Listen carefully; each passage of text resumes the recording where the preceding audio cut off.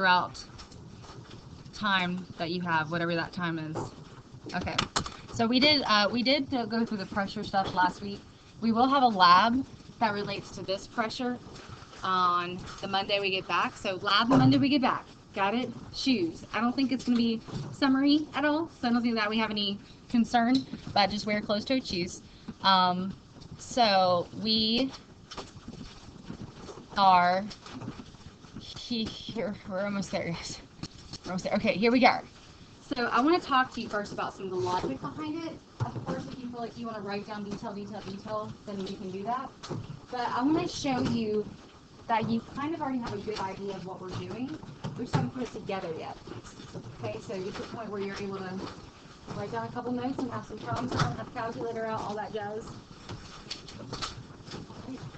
So before you start writing stuff down verbatim, if I asked you to tell me the 4 relationships we know about in stoichiometry. Stoichiometry is chemistry math, right? It's just chemistry math. What are the 4 relationships that are valid relationships? Meaning unit-to-unit conversions. Shout out one. Say again? So moles and what? What's related to moles? Grams. Grams. Okay, so we can go from grams to moles pretty easily. That's just using molar mass, right? That's old school. What else is old school? Shout it out. Okay, so I'm going to say liters in mole relationship. Now, I heard gas, liters of gas, and what are the conditions that we can that have to apply for us to, in order for us to use this relationship? STP. Okay, so if you want to write this down as a review, I'm writing it down over here. We know one relationship is grams and moles, and that relationship is molar mass. We know second relationships is a relationship within gases is moles and liters. Add STP, which we all know what that is like pretty well now. And what's that conversion? 22.4 liters per mole. So we can go either way with that, right? You just have to make sure you flip the fraction. What's a third relationship we know? We got grams and moles, liters and moles. So particles, okay? Everybody on last time we were talking about particle relationship. Perfect. So particles to moles is our, I'm going to put A number, Avogadro's number, 6.023 times 10 to the 23rd particles per mole. There's that one more, so one other relationship that gets us from like one thing to a whole nother thing. Yeah. Mole ratio, which we call mole-mole relationship. So mole to mole, I'm going to say moles of X to moles of Y, something like that. Where would I get the mole ratio at, Nick? Oh, the coefficients, great, from the balanced chemical equation. So we're going to start pulling this back in, but really with gases, right? So we're going to deal with reactions that just have gases in them, which is pretty prevalent, right? There's many reactions with gases in them. And sometimes we're actually going to have to look at our equation and go, okay, this question gives me stuff about solids. I can't use solids if I'm talking about gas laws. So we're going to start to connect, like, if a reaction's given to you with gas, and then it says, find the liters of gas. Well, sometimes you can actually just use the liters of gas between moles and liters, 22.4, if you're at STP. But if you're not at STP, you can't use that ratio. You can't use that 22.4 liters. So you actually have this other idea now. It's called the ideal gas law. You can plug information into the ideal gas law and find liters that way. So we now have 2 ways to tackle a problem about liters. And so sometimes it relates to the pressure conditions or temperature conditions of change. I can't use this at all. I have to use ideal gas law. But sometimes it's really easy. You can actually use something called a liter ratio if everything is exactly the same. And that's what this part here is telling you at first. So if we're ever going from volume of one reactant to volume of a product, or even reactant to reactant or product to product, as long as we're talking about 2 different things, you can actually use the volume to volume ratio just like you do the mole ratio, only if conditions are staying the same. So meaning the pressure hasn't caused any differences in volume, the temperature hasn't caused any differences in volume. Everything is stoichiometrically related, meaning through the ratios. You can use the ratio from the balanced chemical equation to actually really quickly solve for volume. And that is a trick that most people don't realize exists. So I'm going to show you that through a problem right here. So if 5 liters of hydrogen react with 4 liters of oxygen, how many liters of water are formed? first off, here's our relationship. 2 moles of hydrogen gas, 1 mole of oxygen gas makes 2 moles of water vapor. So if I have 5 liters of this guy and 4 liters of this guy, how many liters of hydrogen gas can be formed? So here's this question that I want to pose to you first. What kind of problem is this if I give you 2 reactants with both of their pieces of information? Anybody? It's the one that everybody loves.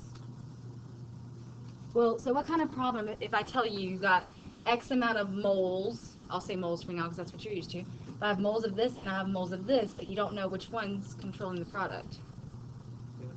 Limiting reagent. This is a limiting reagent problem, and we're going to kind of do this little bit of math in our head just to see if we can do it. So guys, if I have 5 liters, let's just say 5 moles or 5 liters, they're related. It's an amount, right? It takes up a volume. If I have 5 liters of hydrogen gas and 4 liters of oxygen gas, let's think about halves. Well, this is half, right? This is half. How much would I need? Let's start with the 4 here. If I have 4 moles of oxygen gas, how much would I need of the hydrogen gas to fully react everything together? Say again? I heard it. Look at the ratio, 2 to 1. Here, let's just look at it as 1 and 2 then. If I have 1 mole of oxygen gas, I need 2 moles of hydrogen gas, right? That's the ratio. I need double the hydrogen gas. All right, so if I have 4 liters of oxygen gas, how much hydrogen gas would I need to fully react all of this away? Double that, 8. Okay, so you're telling me we just did this in our head, we need 8 liters of hydrogen gas to fully react it. And then you go back, and you see we only have 5. Who's our limiting reagent then? Hydrogen gas. Put LR next to that. All right, so we just did all that limiting reagent stuff last week, or 2 weeks ago, to make sure that we can walk through the entire process of have, need, excess reagent, amount of product made, percent yield. I mean, we can go on and on. But we also sometimes apply it in really quick instances just to figure out who's controlling our reaction, and then we move on from there. We don't have to do the rest of the have, need discussion. Yes? So, how exactly did you figure out that? We talked a lot. We have to reason with ourselves a lot. So I just went ahead and stuck with the 4 liters for a second because this math is not too bad to do in our head. And we said, just according to the ratio, you can see the ratio is a 1 to 2 ratio between the oxygen and hydrogen. Mm-hmm. So just stoichiometrically, if I have 1 mole of oxygen, I need 2 moles of hydrogen, so I need double the hydrogen to react. Correct? Mm-hmm. So if I have 4 moles or liters in this case of oxygen, I need double the hydrogen. So I said if I have 4 liters of oxygen, I need 8 liters of hydrogen, and then we compared that back to 5, and we said, not going to work. That's my limiting reagent. So we only figure out the limiting reagent so we can start the problem with that number, and that's it. So at this point, knowing that hydrogen gas is my limiting reagent, what value am I starting my problem with? 5 liters, right, of hydrogen gas. And then we haven't even read the question yet. We just immediately started to go, okay, this is a limiting reagent problem. So the question is, how many liters of water vapor are formed? Well, what's the ratio between hydrogen and water vapor? Say again? 2 to 2, right? So hydrogen gas is hydrogen gas here, to water vapor is 2 here, so that's a 2 to 2 ratio. So guys, it's exactly the same, because it's a 2 to 2 ratio, which essentially is a 1 to 1 ratio. But just to show my work, like I said earlier, you can use the same ratio, which normally we would call mole ratio, but because the conditions are exactly the same, we can then apply it to liters as well. So that's 2 liters of water vapor for every 2 liters of hydrogen gas utilized. That cancels with the liters of hydrogen, and we have, again, 5 liters of water vapor formed. So it's all about the ratios. Now the units do usually matter. Generally we do work with moles a lot, but what relates moles and volume from our gas laws from last week? What relates moles and volume? Avogadro's, right? So N1 over V1 equals N2 over V2. So that's Avogadro's law. And so we said that this law was applicable at conditions that were constant. What were those conditions that were constant? Pressure and temperature. And isn't that what this whole problem prefaced with? It said volume to volume conditions at unchanging temperature and pressure. We use the ratio, and this ratio is really just as one increases, so if moles increase, volume increases. We don't have to think about one gas. We can actually apply it across the reaction as well. So it's really flexible. You can use it for what you need to. But I think I need to demonstrate this a couple more times, not just with this one simple example. Can I guys show you a couple more? You ready? Okay. So this is one where you go from one entirely different reactant with a specific mass or volume or moles, and you go to a whole another one with gas, of a gas with grams, moles, or volume. So I'm going to tell you about this first, and then we're kind of like walk through this. So if I had a reaction that started with a solid, and I said, okay, said solid decomposes to form a gas. Well, the solid definitely is not going to go in the gas law, right? What goes in gas laws? Gases, right? Gases have to go in gas laws. I can't put solids in there. So if it starts you off with grams of a solid, you're like, okay, can't put this in the gas law, period. I have to get that solid to some sort of gas. Well, that's just through a reaction. So if I start you off with grams of a solid,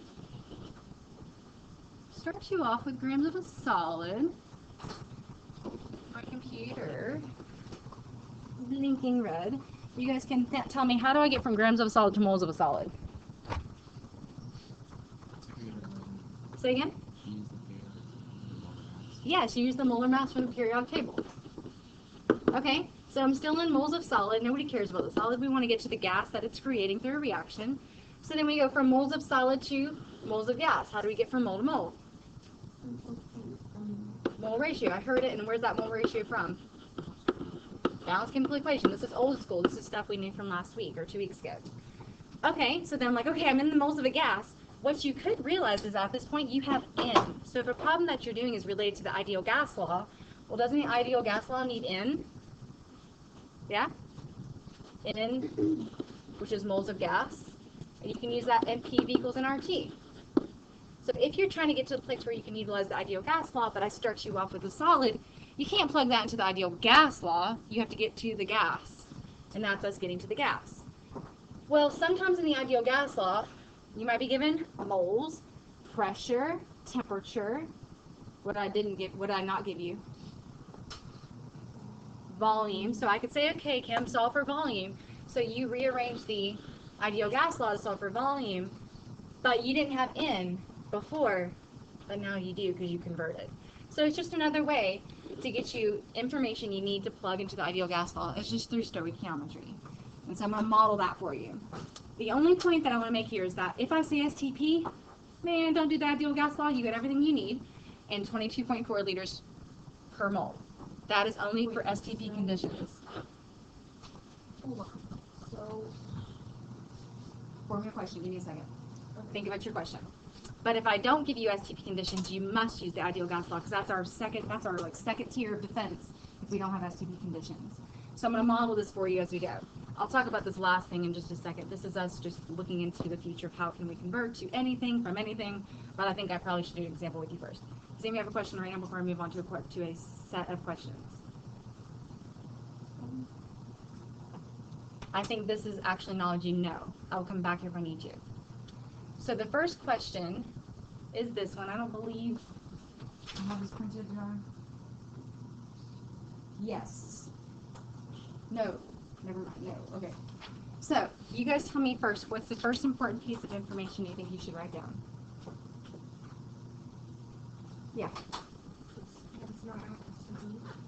Okay, so you realize up front it's not STP. So I'll write that down because that will say, nope, we cannot use what? Say again? Well, no, if it's not an STP, we can't use what? You're telling me I should use the ideal gas law thing is what you're trying to say? What can I not use if the thing is not at STP? Mole, 22.4 liters per mole, right? You can't use this ratio. That's just a point to make. You don't have to write it down, but it's a point to make. All right, what else do you think is important? Read the very first part of the sentence. Go for it. Pressure, temperature, Okay, so I'll say pressure, temperature, and volume. I guess let's go ahead and write those down because I'll get what I'm looking for in a second from you guys. Okay, so what's our pressure? So write down 755 millimeters of mercury. What else? We see the 23 degrees Celsius, but we know we can't use Celsius, so go ahead and do what? Convert to Kelvin. And what is that in Kelvin? Say again? 296. So we're adding 273. So that's 296 Kelvin. And then we see 42.6 milliliters of gas. Okay, and that's of gas. Okay, well, I'll read the second part of the question and we'll kind of go back. So then it says, how much potassium chlorate must have decomposed if none of the gas was lost? So it's telling you a reaction's happening, right? It's saying potassium chlorate is decomposing. Is potassium chlorate a solid or a gas? Take a stab at it. Well, think about, let's break down the formula for potassium chlorate and then let's talk about what it is and maybe its characteristics. Potassium is what? K. That's well, I'm going to go chlorate. Chlorate is that an anion, cation, poly, just a non-metal? What is it? Can I get some, I need some effort here, people. It is a polyatomic ion. Those 8s back there, those are the polyatomic ions, right? What is this polyatomic? And look at your sheet if you don't know it yet. ClO3 charge. -1, okay, polyatomic ion is -1, and potassium is a positive one because it's in group 1. You get still just KClO3. Okay, and so you guys said it was a polyatomic ion. Are ionic compounds solid or gas at room temperature? Think of salt, right? Think of table salt. It's not vaporizing over there. Like, oh gosh, get it on the food before it vaporizes. Ain't no way it's gonna vaporize. It is a solid. Okay, so you need to maybe write that down for yourself. All ionics are solids at room temperature, or just in general. Like very, very, very, very rarely would you ever see them in liquid, much less gas phase. So is that our gas? Heck no, right? I'm not plugging that thing into a gas wall. I can't because I don't have any information for ions. I have to go to the gas. So this guy decomposes. That's the first part. That is the first part of the question. I was like, all right, guys, what are you looking for? You guys kept jumping down. That's what we have to look for first, is what is the gas in this problem? Here's my potassium chlorate. What does it decompose to? I hear KCl, metal chloride, and Oxygen. friendly gas oxygen, right? Not chlorine gas. So we can balance this now? Balance this now? You should be writing down this entire problem with me because I'm only going to do like 2 of these for you guys. Yeah. Uh-huh. And that one, sorry. I got you. Okay. So we said we can balance very quickly with our 6 oxygens, 6 oxygens, and then 2 KCl's. Okay, so now what's the gas that we're looking for? Definitely oxygen, right? So I'm just going to put a G next to that and remind myself that's the gas. We knew that was the gas from the start. Okay, so we have pressure, temperature, volume, and then it says how much potassium chlorate. So when it says much, generally, does that refer to moles or mass? Mass. We put grams potassium chlorate is it looking for. And that was making the gas that was made. Okay, so do you guys have enough information here for the ideal gas law? Do you? What are you missing? Okay, you're missing moles, but can't that be the one you're looking for? What else do you not have on here, but you actually have? You have R at all times. Okay, so you can do the ideal gas law, right? Okay, so R is always there, and I'll just write it down here. What is that again? 0.0821 atmosphere times liters over moles times Kelvin. And so why do I want to write this out with all of its units and all its glory? So you can cross with the units. At this point in time, I can't, right? What's not matching in my units? So this needs to be in atmospheres. So I got atmospheres down here. This is the millimeters of mercury. How do I convert? Go for it, Jillian. Times.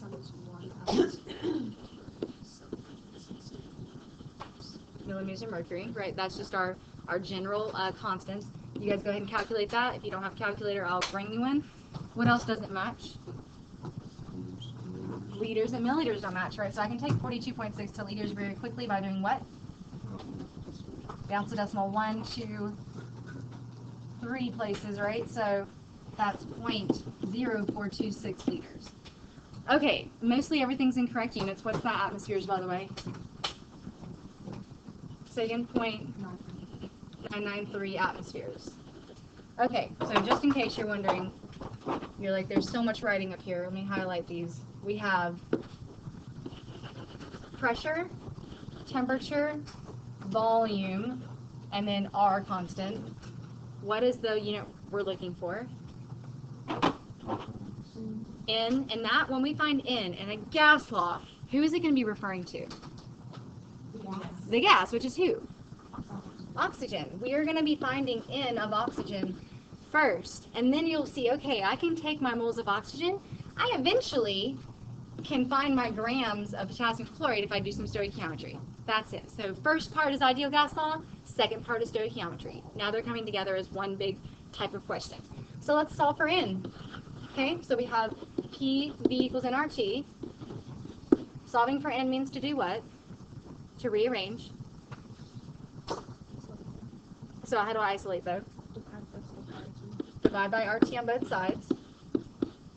And so the RT cancels on the N side, so N is all by itself, and that's N of oxygen. I love to label it with who I'm talking about, because that way at the end I'm not like, I'm done. No, you gotta make sure you get your oxygen to the appropriate question, which is potassium chloride in this case. So PV over RT, plug, this is 0.993 atmospheres. That's what I was told. You guys just double check that. Volume is 0.0426 liters. R is, so I've used this and this. I want you guys to chant that. 0.0821. Rest of it? Atmosphere times liters per moles times Kelvin. You guys plug that temperature in and solve. Calculator.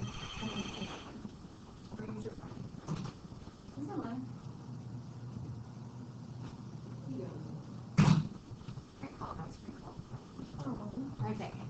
You guys have your calculators out? I've given my calculator to, I think, a student.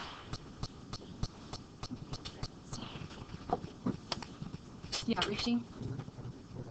Yeah, sorry, I had to go answer the phone. So I said add that temperature in there and then calculate. And what you're doing for yourself always is making sure your units cancel. So what, does atmospheres cancel? Does liters cancel? Yes. Does mole cancel? No. Does Kelvin cancel? That's Kelvin. Yes. So moles stay and that comes to the top. What's our moles of oxygen then? 0.00174. I heard 0.00174 moles of oxygen. And I like that we're keeping our unit, our sig figs kind of pulled out some because I don't want to round too soon. Somebody give me a thumbs up. 0.00174. Give me a thumbs up if you're close to that. Marvelous. Okay. Plugging your calculator correctly. This is a good thing. Okay, guys. So what was my question again? You're like, I don't know. How many grams? Grams of potassium chlorate. That's my question, right? You guys have the relationship in your equation. What's the relationship between oxygen and potassium chlorate? 3 to 2. So I'm going to pull my, that's hard because I'm writing so big here. So I have my oxygen, I have my potassium chlorate. So let's just talk through this first and then we'll do it. I'm starting with moles of oxygen. I don't care about oxygen anymore. Give me potassium chlorate. What do I do first? Mole ratio. Take my oxygen and a 2 to 3 ratio, right, to get to moles of potassium chlorate. And then I get from potassium chlorate moles to straight to grams by doing what? My periodic table molar mass. That's it. Go for it. I'll start up here, but you guys have your calculator, your periodic tables. Let's roll. So I'm starting with my moles. You tell me what was first? Tell me what was first? Mole ratio, and you guys said the mole ratio was how many moles of potassium chlorate in the reaction? This was a coefficient of 2, and this was moles of oxygen on bottom. Why is moles of oxygen going on bottom? To cancel. And what was my number for moles of oxygen? That was a 3, right? Okay. So at this point, moles of oxygen and moles of oxygen cancel. My moles of potassium chlorate is next to get canceled. It's going to go on the chopping block. We're going to grams because my question said how much. So if 1 mole of potassium chlorate, remember the 1 is always going at this point. So mole ratio is the only time when you have like different numbers, 2, 3, 4, 5, 6, whatever the coefficients are. Mole has 1 mole, and that is, I believe, 122.55. Okay, potassium chlorate. That's the molar mass straight from the periodic table, adding up. So 0.0017 times 2/3 times that. Say again. 0.142 grams potassium chlorate. Can I get a thumbs up? Anyone else has calculated? We need some confirmation. So we have some seconds and thirds on that. Okay, great. So what did we just find out? I know you're like, okay, that's how much, but what was the whole idea of this question? What is this representing?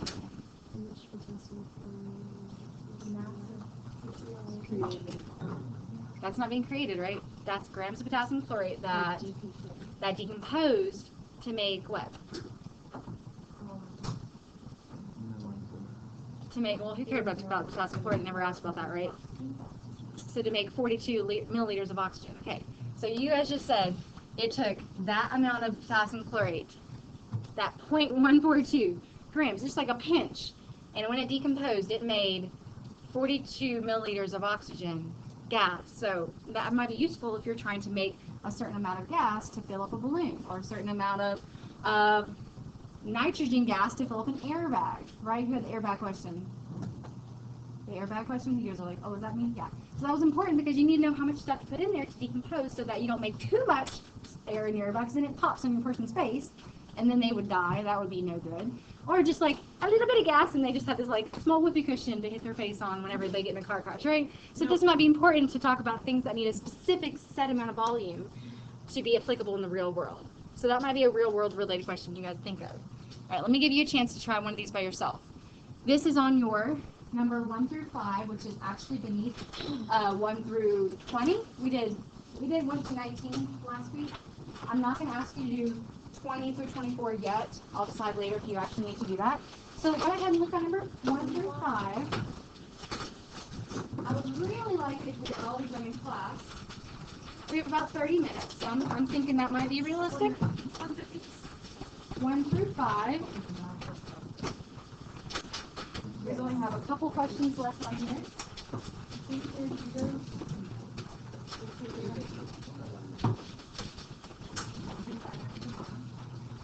So a couple of these are challenging, but I want you to see what you can pull together from gases and stoichiometry together. I would just start on number 1. Double check your coefficients and your polyatomic charges so that your reactions. Work with people at your table.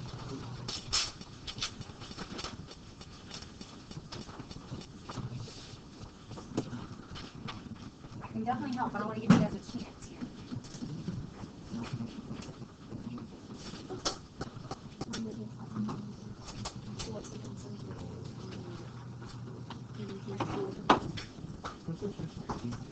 Bring it to our table. I shouldn't have to tell you that. Bring it to our table. All right.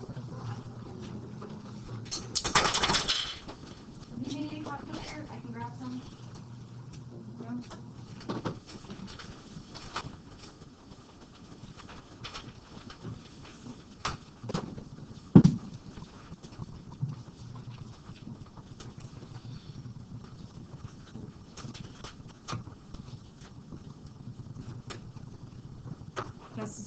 I should see everyone doing this problem with us now.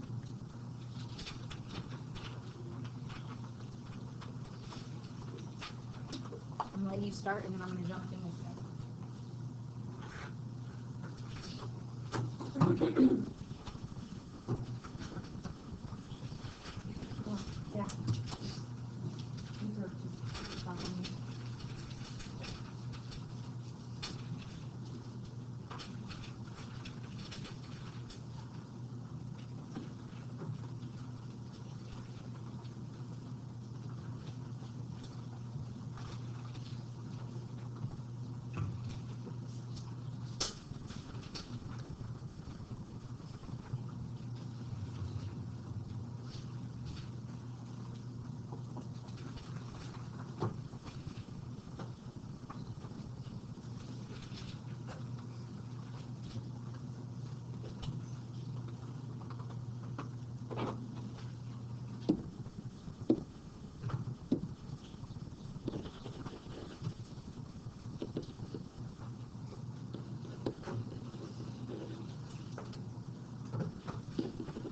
What's magnesium chlorate? So I got the 2 for magnesium on there too. Okay, so MgClO3, 2. I'm just writing down given. You guys keep going. I didn't want to tell you magnesium chlorate too soon.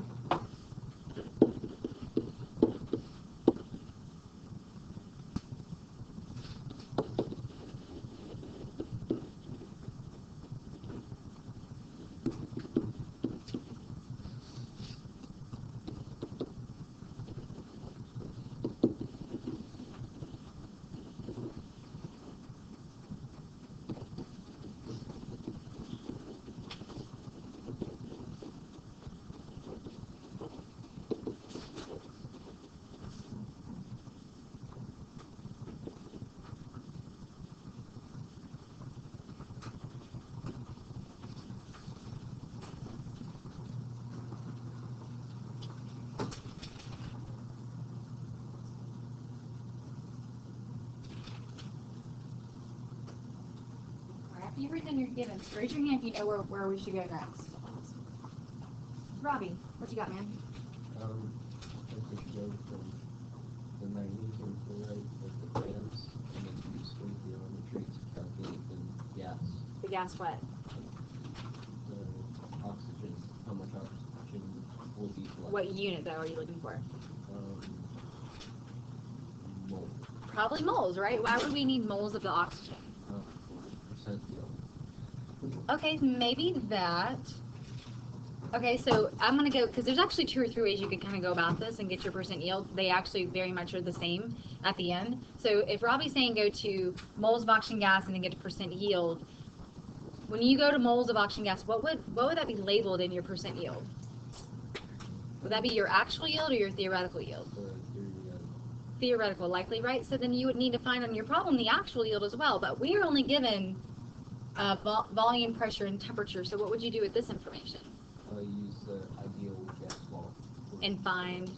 For the actual yield. And you'd find what in that, though? The moles. Moles of that. Okay, so I'm liking that. Let's go with your way. Okay, so then what's our reaction first? So Robbie said find moles. So step 1, moles of oxygen with Stoich. And then what? 2 was V do what?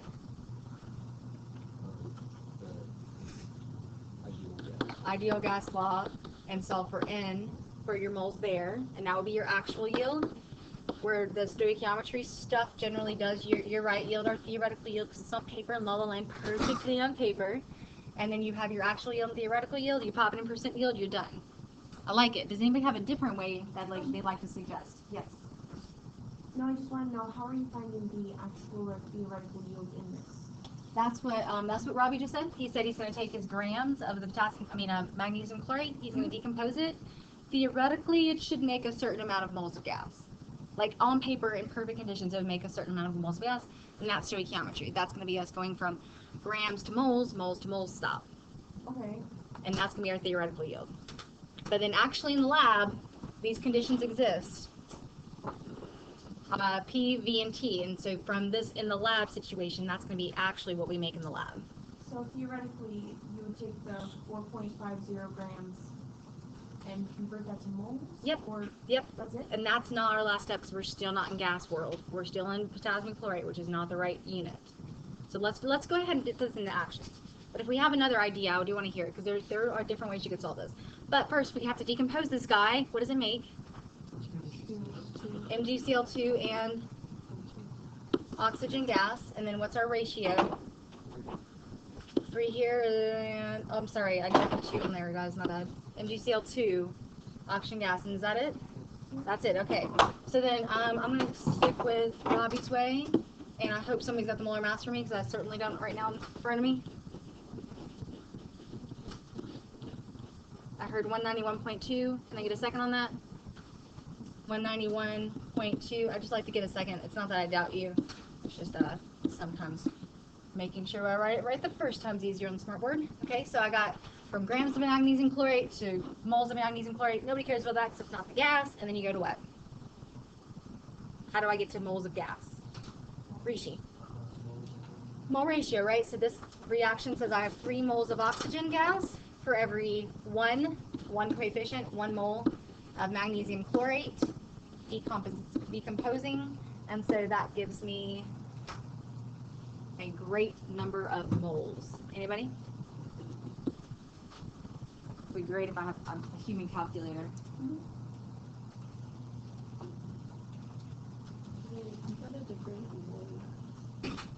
Okay, so that's what I need. You need somebody to confirm that. Grams first. I'm thinking 191. I can quickly check that.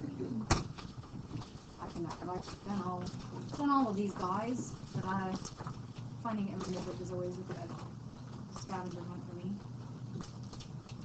So there we go. Okay. So yeah, I got 191.2 as well. All right. So this is 0.0706 moles of oxygen gas, and this is what we said on paper, in a perfect condition, perfect world, that would be our theoretical yield of oxygen gas. And since percent yield needs both oxygen theoretical yield and oxygen actual yield, we need to convert our conditions in the lab utilizing the ideal gas law, which is what Robbie's wisdom told us to go to first. We need to find the moles of that as well. So I kind of see I got enough information for the ideal gas law. So what are we solving for here?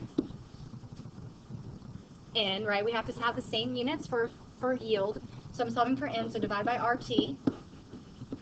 And N, and this I'm going to go ahead and label this actual yield. Actually in the lab, according to these conditions of PV over RT, what's my P in this case? Is it in the right unit for the ideal gas law? No. So and I'm a fan of putting everything together, and I'm going to show this to you. If you like it, stick with it. If you don't, go with the way we did before. I'm going to convert this guy in the problem. So 774 millimeters of mercury times 1 atmosphere over 760 mils of mercury. In the problem, I'm doing my conversion. So I'm going to be really putting a lot in the calculator at the same time, but that makes sense, right? Okay, that's our pressure. Volume is already in good place. There's our liters of gas. What's my R value? Atmospheres times liters per mole Kelvin. And what's my temperature here? 1073 Kelvin. We took our 800 degrees Celsius to Kelvin earlier. I just did it quickly up here. So everything will cancel except for moles. Kelvin cancels, liters cancel, milliliters of mercury cancel, and atmospheres cancel. Everything cancels except for moles. And it's O2. For my O2, does anybody have a mole for me? 0.0686 moles. Good. And again, this was the what?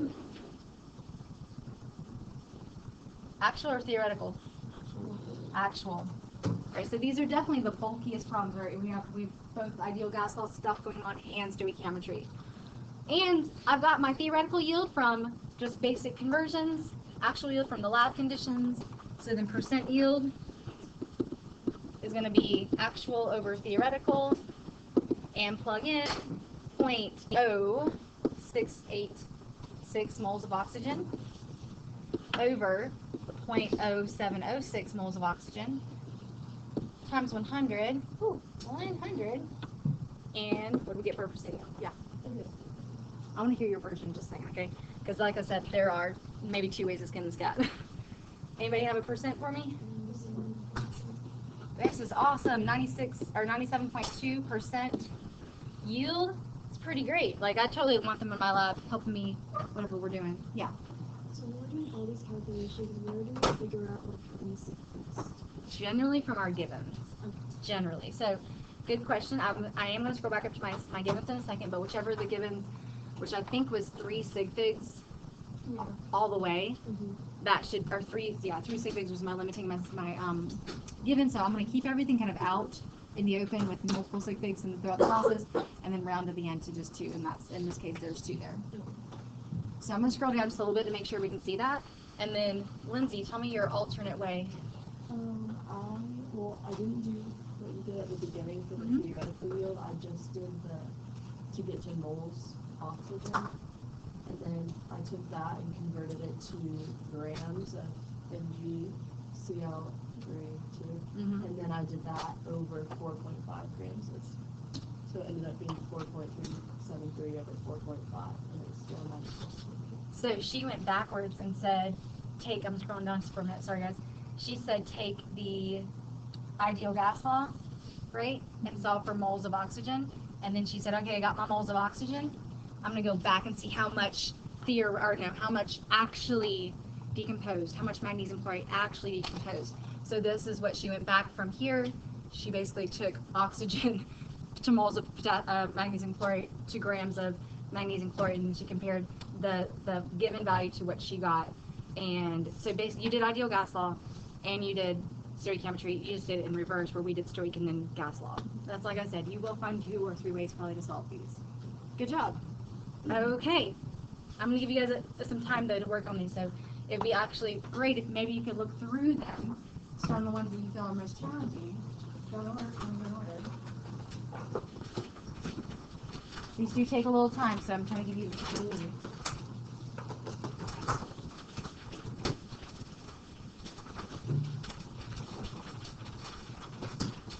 Do I need to go back to all that work?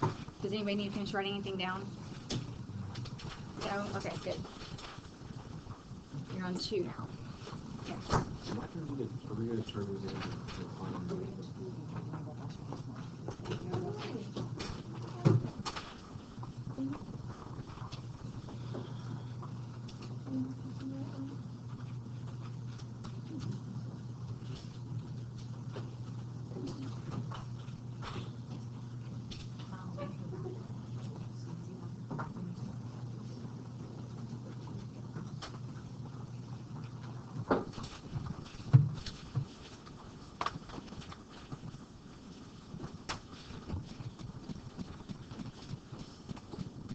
You can basically see everything, but let me know if I make it bigger for you.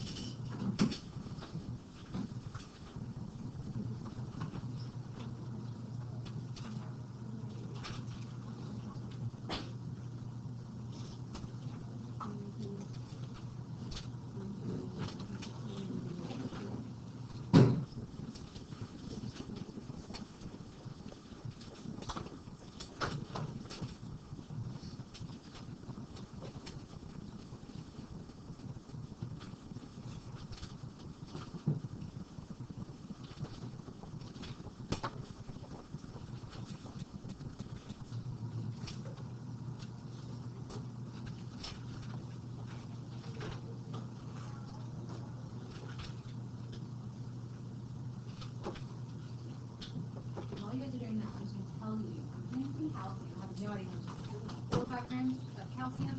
I'm putting in test tube. I'm adding water to it, and this reaction happens to make hydrogen gas. I have a little mini explosion back there for you.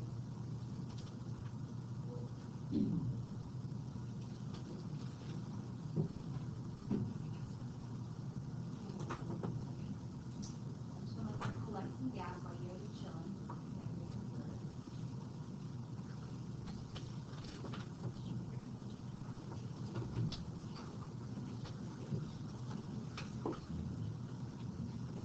It's really good for me.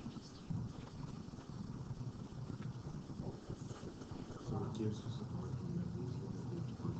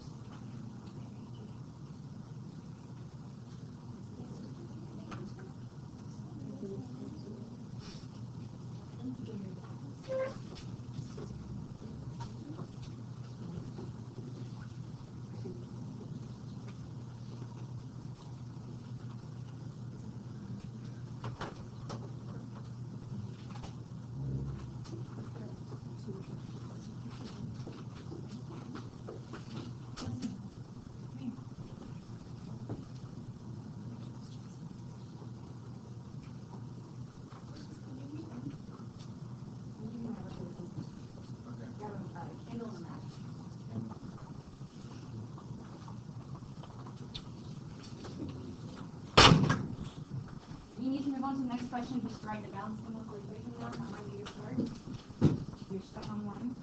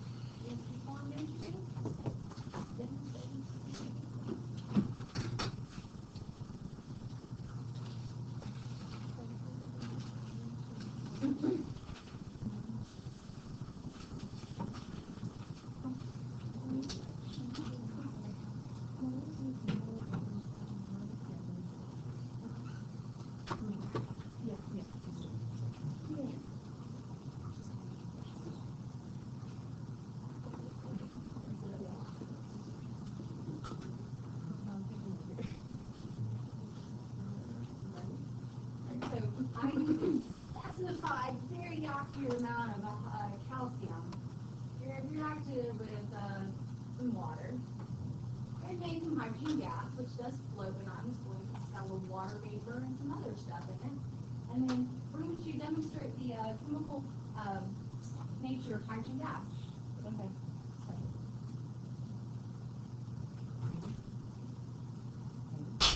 Oh, dang it! You didn't do a very good job.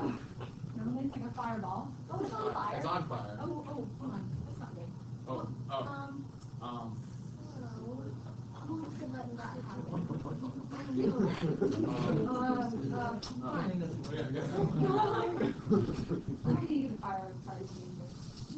Say what? Get some more water. Let's get some more water. Water.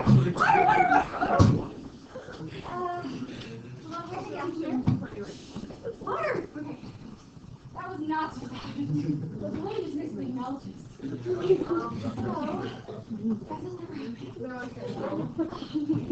was like, okay, well, it's gonna go out any time now. Alright, you guys just keep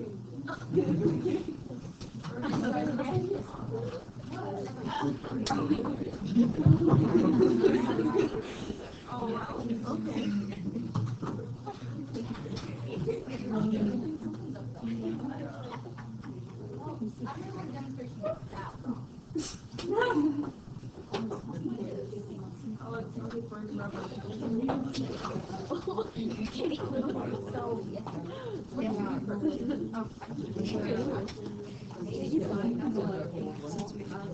We don't have mold. Yeah, we don't have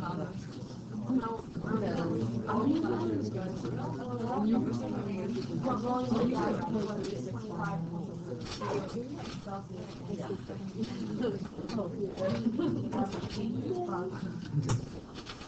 If you do molarity, so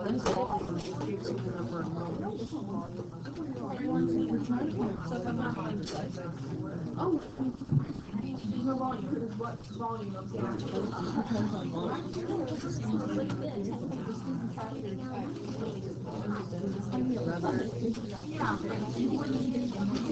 So we don't have to figure out the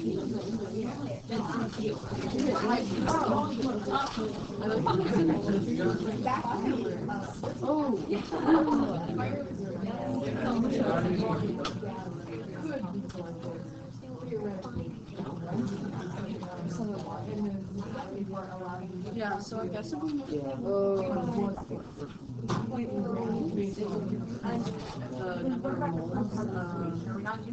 Yeah, you have to use it.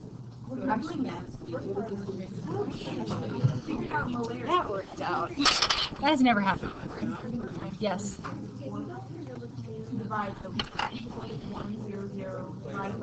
It's sticky. It reacted with the balloon. There's little pieces of balloon floating up here. You guys keep moving. I'm gonna model number 2.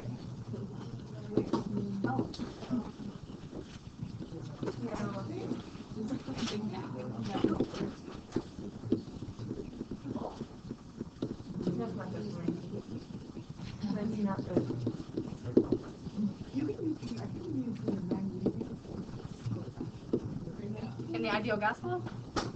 Or for percent yield? To do the theoretical yield. Okay. Nope, you can't use either. No? Limiting I don't know reagent. what to do. This is limiting reagent. You see it now? Nope.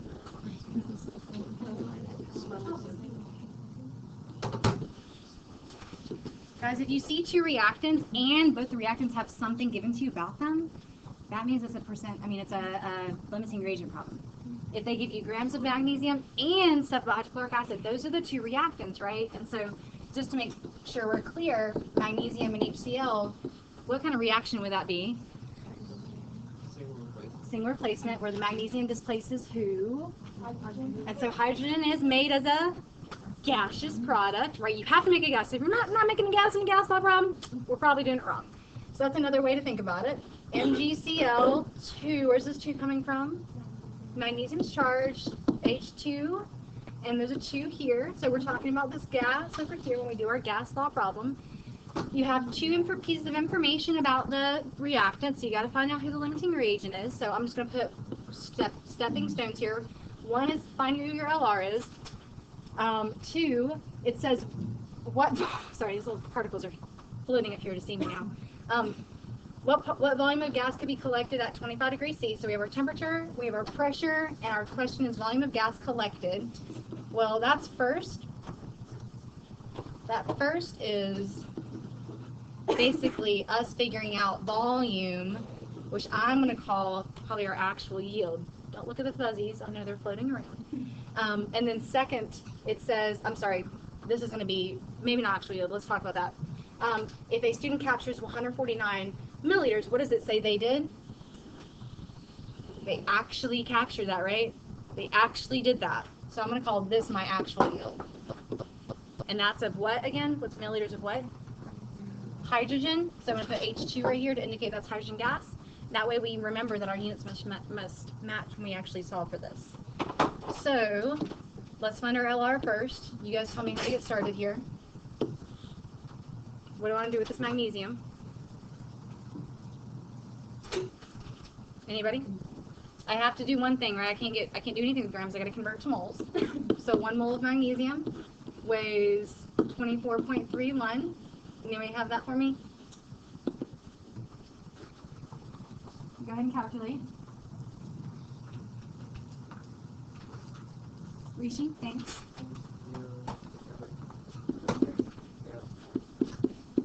Okay, and that's moles that I have, label that have of magnesium. Okay. And what would I do with this information to get moles of hydrochloric acid? You guys remember how to use the molarity with the volume together? Anybody want to give me a starting point? Rishi?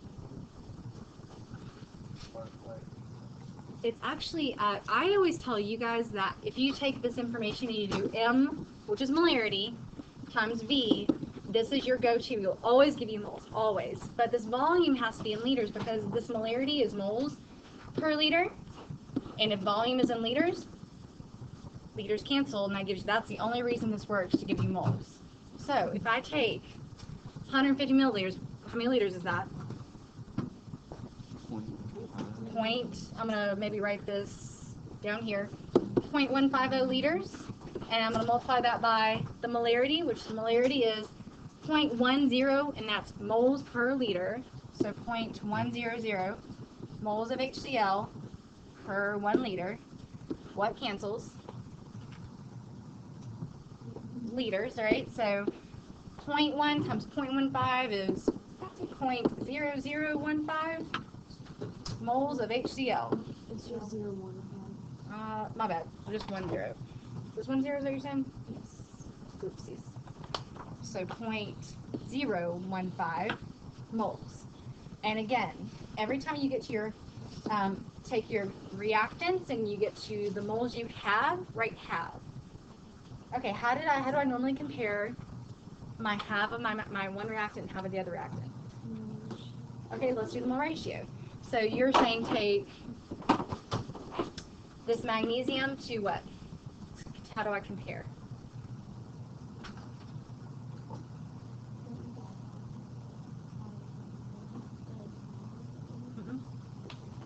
So you basically have to figure out what you need with the other reactant, right? So you have to do a multiplication here. What were we going to say, Julian?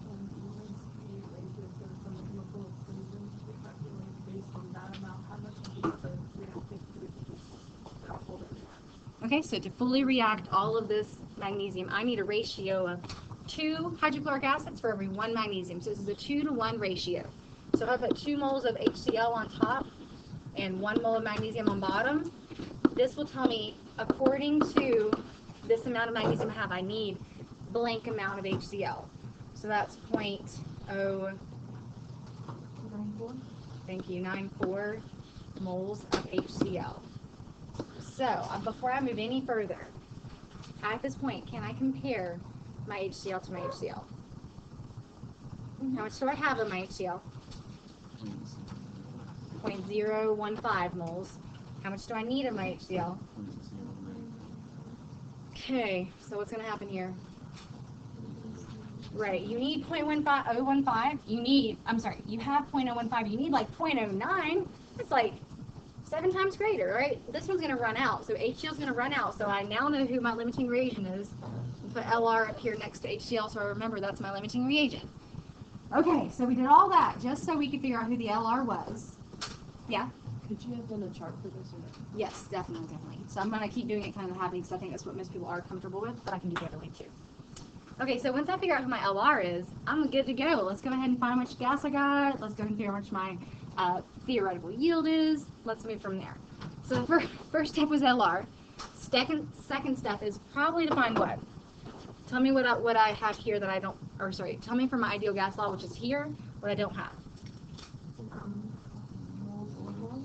Okay, moles or volume, right? So if we have actual yield of volume here, this is let me scratch that. Okay, so this is my actual yield. I just want to make sure we remember that's actual yield. We want to get to moles of our ideal gas and then do what?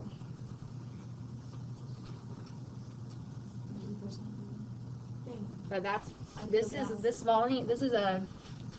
actual yield of volume, right? This is actual yield of volume. I need to get theoretical yield also in volume. Yes? Because I have to have the same unit. So this V, does it really belong in the ideal gas law? No, this is a comparison point at the very, very, very, very, very end. So I don't have volume. That's actually my question. Remember, it said how much volume of gas could be collected. So do I actually have moles of the gas? Could I get moles of gas to plug in? From what?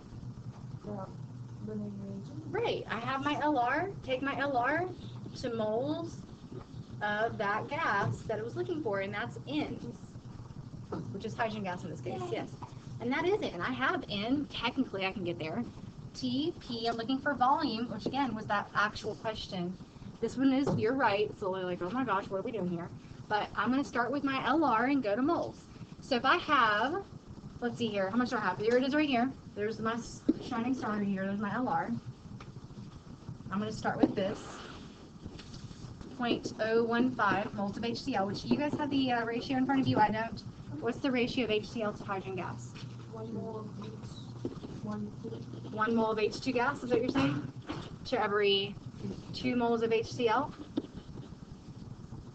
So this is my, I'm going to remind myself, this is my half of my LR that I start with. Just FYI. And this is my moles of hydrogen gas, so that's 0.0075. Okay, guys, this is N. So now I have N of my moles of gas, my pressure of my gas, my T of my gas. I'm going to solve for V of my gas. And this, again, this is going to be my theoretical yield of volume, because it's basically taking this HCl, we're hoping 100% of it reacts, we're hoping all of that gas is made, we're theoretically thinking that's going to occur, and we're plugging that theoretical moles into a ideal gas law so we can get the theoretical yield or theoretical volume. So it's not a rhyme or reason necessarily why one's theoretical and one's actual. You have to think about the question for a little while to get the hang of that. So ideal gas law, P equals nRT, what are we solving for? B, which is our question. So we're dividing by P on both sides. V is equal to nRT over P. And I just got here 0.0075 moles of hydrogen gas. I'm just going to put H2O, so remember I am talking about a gas right now. This is a good thing. What's R?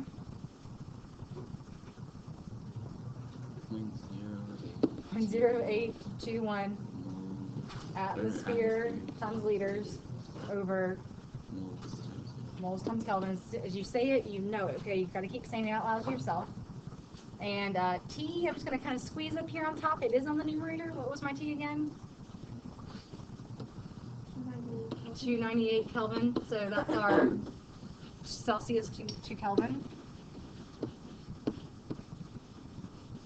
All of that divided by pressure. Now this pressure, have I converted it yet? No.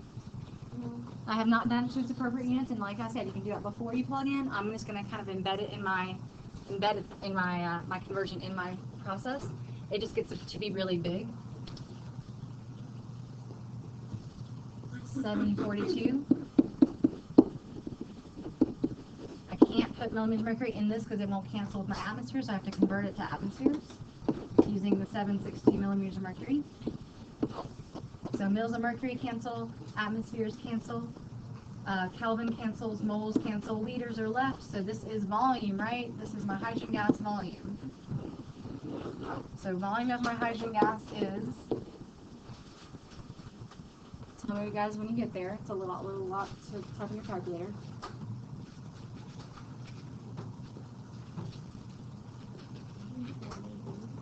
Say again? 0.18 liters. Okay, so again, this is my theoretical yield.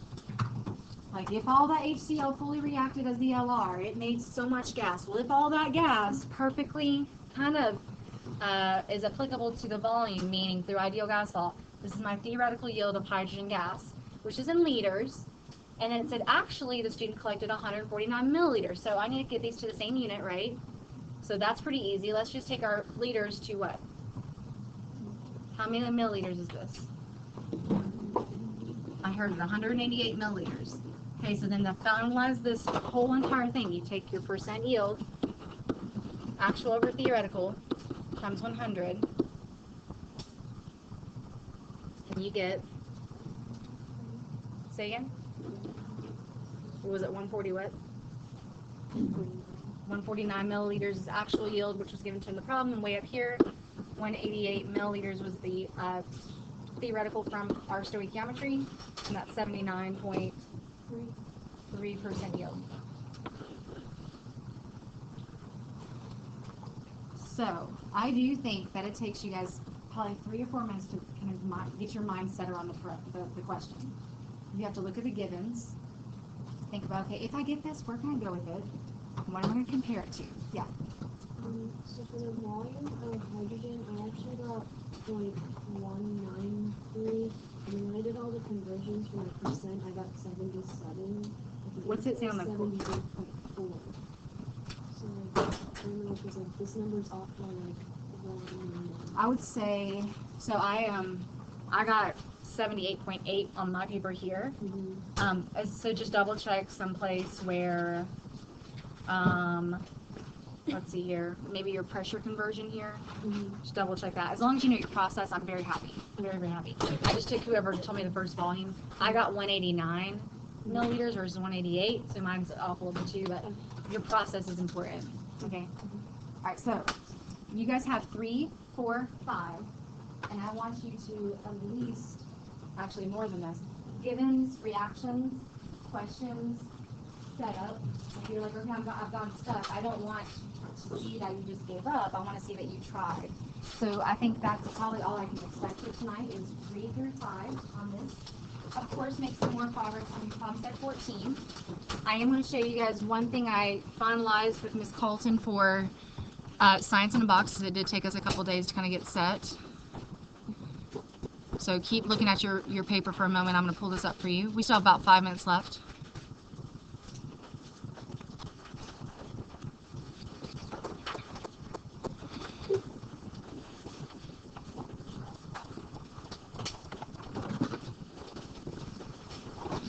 So underneath tonight's homework, continue problem set 14, finish the gas law stoichiometry. I thought we had a little bit further, but you still have 5 minutes, so do try to talk to your buddies on that. And then click on Science in a Box. I just updated the due date so that you guys would see kind of the timeline for the next 2 weeks. So this is your same project guidelines that you guys have looked through. Most of you guys have selected a group. I still only have 1 or 2 groups that have shared a document with me. That's like, hey, this is our group. This is what we're going to do. We think we know what we're going to do. Kind of like documenting your brainstorming section. So here's your steps. Choose a group of 3 or 4. There is no 5. There is no 2. I need this to be exactly the number of students that Ms. Carlton has in her class because they will be videoing for us. So you guys will be assigned to a group with them. Make a Google Doc and share it with Inlo. I've only gotten 2 groups that have done that for me. So if you know that you don't have a group, you got to come see me because we got to get you going. You'll brainstorm some topics from these websites that's relating to elementary and middle school science. You'll outline your project of who's going to kind of start with what. This is just your task, who's going to do what, and then you guys set your own deadlines. But you also need to look at the deadlines that I've set. This was all stuff that was given beforehand. And I didn't get the grant I applied for Saturdays. So I'm applying for another grant to see if I can support you guys there. And then as you see here, it says I added this last, on November the 14th, I added a little bit more. Hold on a second.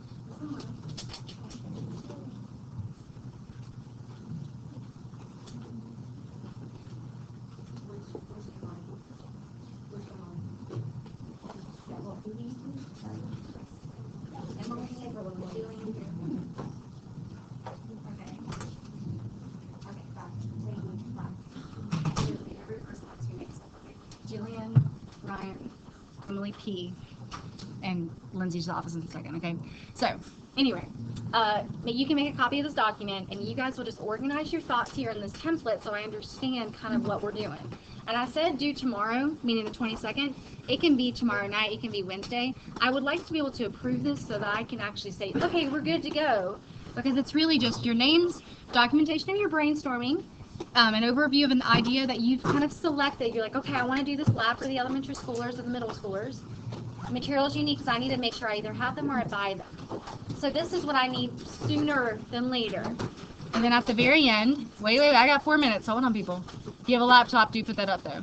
At the very bottom, it says, due December the 2nd. You with me? Okay, due December the 2nd.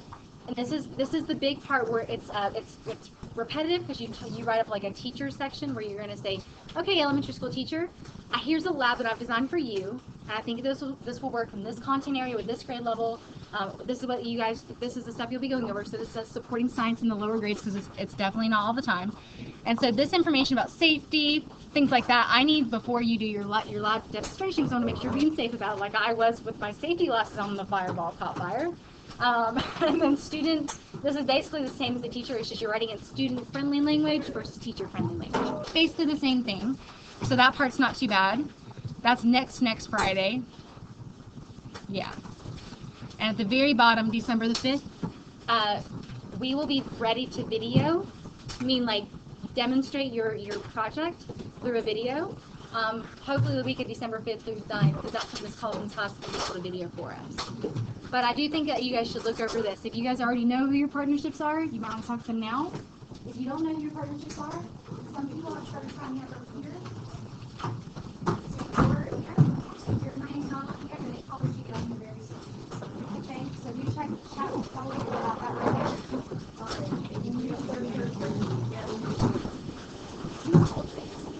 Yes, do check though for the video project. Do you guys know who you're going to be with? What?